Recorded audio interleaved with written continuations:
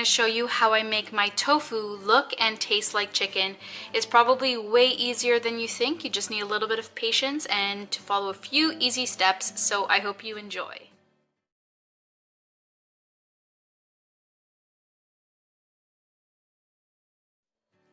So start by grabbing some tofu from your local grocery store. It doesn't matter what brand you use. I've used different brands as long as I get the extra firm. That's what I'm looking for, and that's what I use. Then I'm just going to open up the package and dry it off a little bit.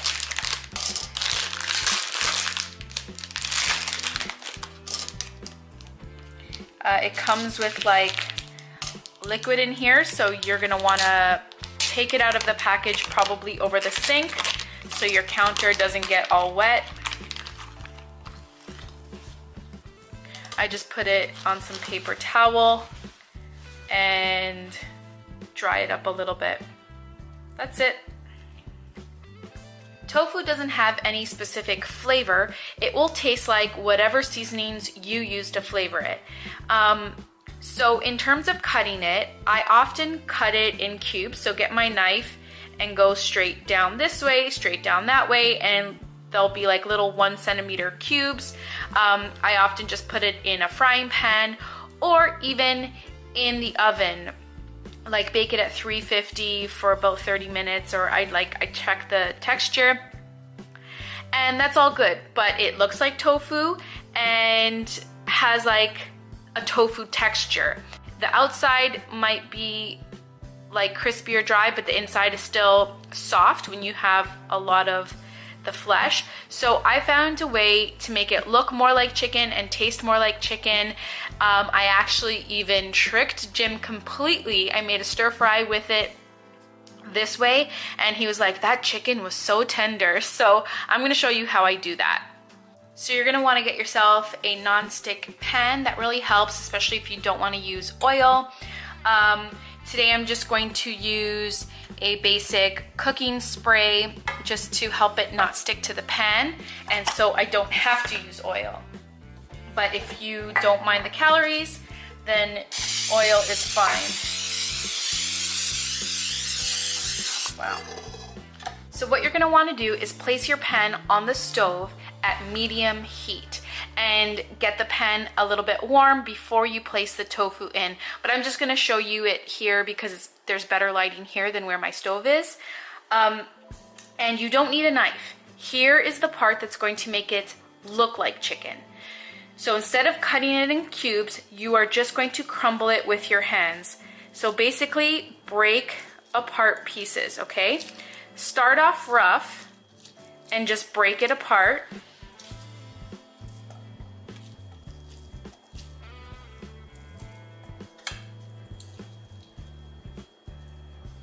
Okay, then get the bigger pieces and break them apart. Exposing more of the center spongy soft flesh and getting that on the heat and getting it more evenly cooked and coated gives it more of a firm texture, and it just really, it looks more like chicken, and then it helps to taste more like chicken rather than soft spongy tofu. So I often just do a rough thing like this, and then while it's cooking, I continue to break things apart that I think looks like a weird shape. And if I want it to look more like chicken, I'll just cut it with my spatula. But I'll do it now. So at this point, when I'm usually doing this, it's on the stove and it's getting warm and I'm hearing the sizzling, and this is where I'll season it while it's on the stove. So I always season my tofu with the same 3 ingredients: sea salt, black pepper, and garlic powder. These 3 staples make the tofu taste delicious, whether you're frying it up on a pan or baking it in the oven. This is the perfect combination. The additional seasonings all depend on what kind of flavor I'm going for. If I want things to taste a little bit more Mexican, then I will add some like chili powder, some lime juice to these ingredients. If I want maybe more of an Italian flavor, I'll add some oregano, basil, parsley. And because today I'm making an Asian stir fry, later on I'm going to be adding some soy sauce and sweet chili sauce. So these 3 ingredients is what you need to start with, and it'll make it taste delicious. So my tofu's been sitting on the stove for about 5 minutes already, and I just, turn it every once in a while I'm cutting up my other veggies or getting the other parts of my dish ready. You might be tempted to put it at a higher heat to cook it faster, but don't. Keep it at medium heat the entire time. The longer you cook it at a lower temperature, like nice and slowly, the more it'll have the texture of chicken, because tofu is very soft and watery. And the longer you cook it at a lower temperature, it gives it time to dry out and have more of a chicken texture. Also, the longer you wait, the more browned it'll get all around, and the more evenly browned it gets, the more it looks like chicken. Like, to me, it's already starting to look like chicken compared to when I first crumbled it. So yeah, the longer you get it browned, the longer you let it dry out, it's gonna look and taste more like chicken. So you have to be patient. There's no trick to it other than patience. And I have the least patience out of everyone I know, but I'm patient with my tofu because it makes all the difference in the world. It tastes like so much better.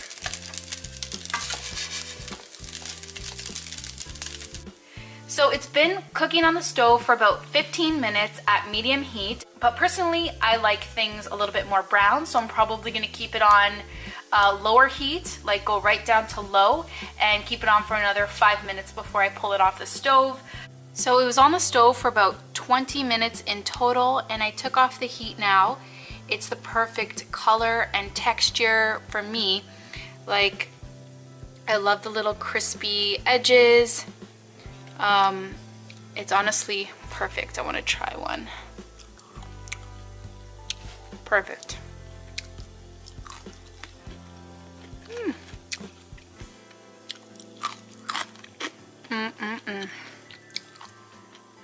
It tastes good just like this. Like, honestly, I'd eat this as a snack. I like the smaller little crispy pieces. So yeah, now I just have to combine this all with my sauteed veggies and my steamed rice.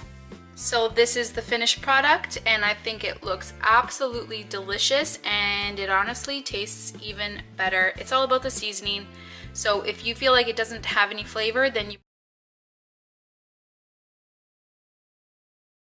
you probably need to add a little bit more of the seasonings. While my rice is finishing up in the slow cooker, I have some vegetables sauteing on the stove at medium heat. I just put in a little bit of water to get it tender, and now I'm just going to add in some Bragg soy seasoning.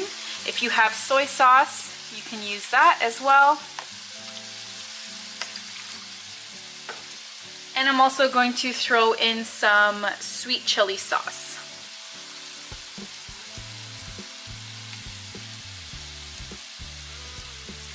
So this is what's going to flavor my entire dish.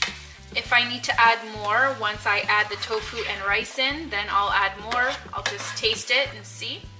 What I love about stir fries is that you can literally put in whatever you have in the fridge. Like, I often put mushrooms and broccoli, just so many different combinations. Pretty much anything tastes good. Today I had carrots, red and yellow bell peppers, celery, and some green onions. So that's what's going to make up the veggie part of my stir fry.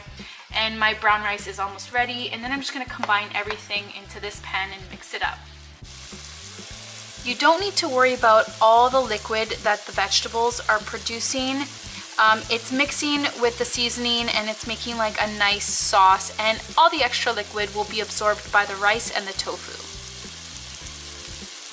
So I cooked my vegetables for about 5 or 10 minutes and I got it to the perfect tenderness that I like. And now I'm just going to add everything else in.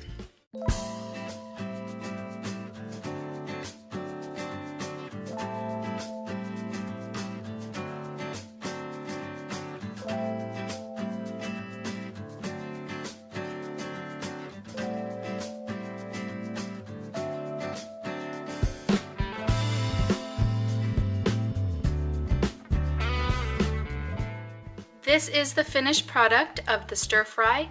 It tastes absolutely amazing. I hope you try this recipe. Let me know if you do.